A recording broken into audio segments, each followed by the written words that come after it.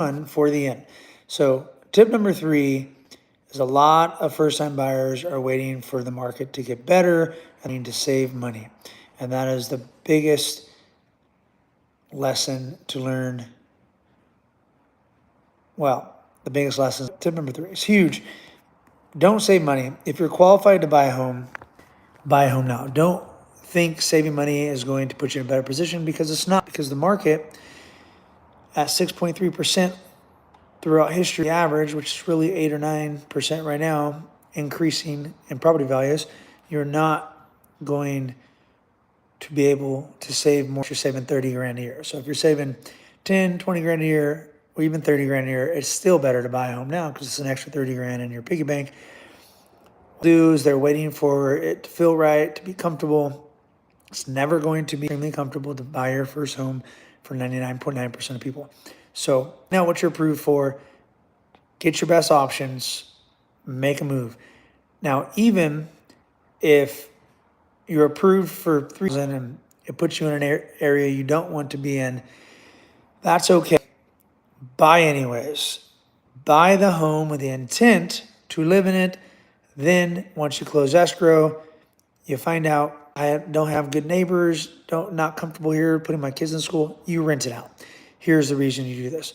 Because while you're saving to make money to buy a better house or get a better job, you may never buy another house. Odds are against you.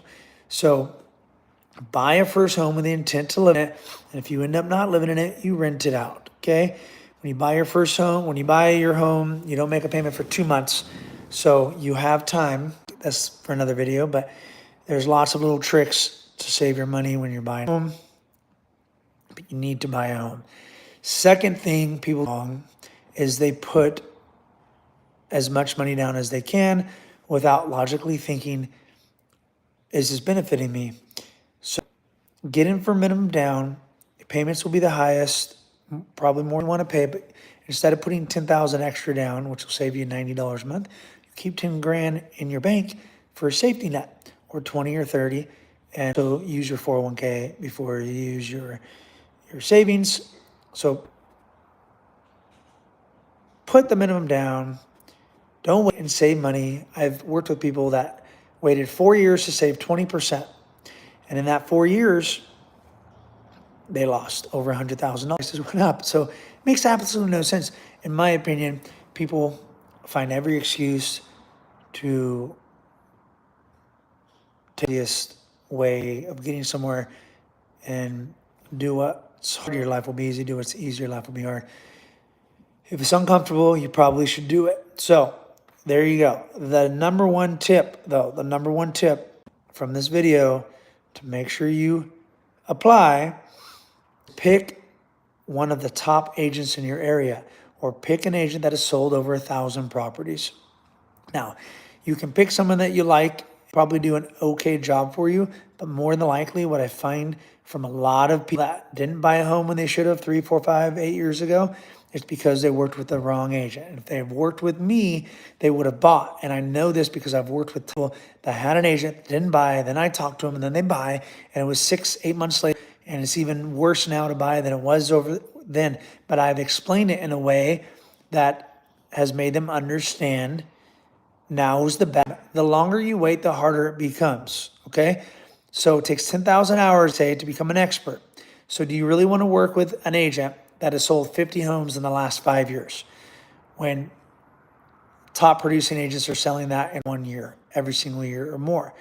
I actually ran into an agent at the gym. They're older than me, much older, been in the business for 18 years, and they're still selling 7, 8 homes a year, and they don't spend money on marketing. And they're like, well, I don't spend money on marketing, and I sell, 7 or 8 homes a year. 18 years in the business, okay? I was in the business for a year before selling 40 to 50 homes every single year, and I did that, and then resell, which is a lot harder. You have to become great at sales and then marketing. So this agent that's been in it for 18 years isn't that great at sales, because if he was, he would have put money into marketing to increase himself, but that takes risk, and that takes perfection in your career. So if you're an average agent for 18 years, there, because you haven't put your money where your mouth was. You haven't invested in you enough. When you put your money on the line and you spend $4,000 or $5,000 every single month to get leads, you better believe you're following up, calling the leads, and converts. And the more you do that, the better you get. So you need an expert. And I'm going to go into some more reasons why having an expert agent matters. Because an expert agent is passionate at being the best and helping others. You're best without doing that. I promise you. So when you become the best, you are passionate. You use examples and stories of hundreds of people you've helped. I have this story that I've used for years now. It was a approximately about 60-year-old person that I put in an escrow. He's never bought a home. He went from living in A part of town to a D part of town, but that's because his budget wasn't that. But I asked him, so we get him an escrow, then he wanted to cancel, and I asked, this is where it matters, okay? This is where experience matters. I had asked him, again, what was your main reason for buying a home? Because honestly, I had forgotten what to do better at now. I need to know why. And he told me, he reiterated to me that it was because he's rented. Look, I know you're going to a worse part of area, but if you don't buy now, you never will buy. And I've explained to him a little bit more in detail. He ended up buying. 5 years later, he's got over $150,000 of equity, and he's extremely happy. His whole family's homes now. So my point is, experience matters. So when I first got into real estate, I was making cold calls, trying to do loans in real estate for 6 months. I was 19 years old. Nobody would really take me under their wing and help me. Somebody, by the grace of God, an older lady told me, why don't you look into selling new homes? So I did. So I put my resume in. I got a job, which, grace of God, they hired 5 people. I was one of them, but they threw out my resume. And if you want to know more details on that, tune for the next video. But my point is, you have to get experience. I was trained, I was coached, I did what I was supposed to do, and I became one of the best. Because secret, follow up, follow through. You don't have to be passionate at something in order to be good at it. You have to do it thousands of times. Then you get passionate. So I didn't know what to do. I was doing sales for this fast money. I was into making as much money the shortest period of time that I could do. And once I saw that sales was the best paying job, then I wanted a sales job, more professional looking, and started doing loans because I was good at math. And then got into real estate. I realized I liked helping people more than I like crunching numbers all day. I'm good at crunching numbers, but when I help people, it brings me joy. So I've served over 2,000 people, guys. If you want to be a top agent, reach out to me. But with that being said, it's extremely important to pick an agent.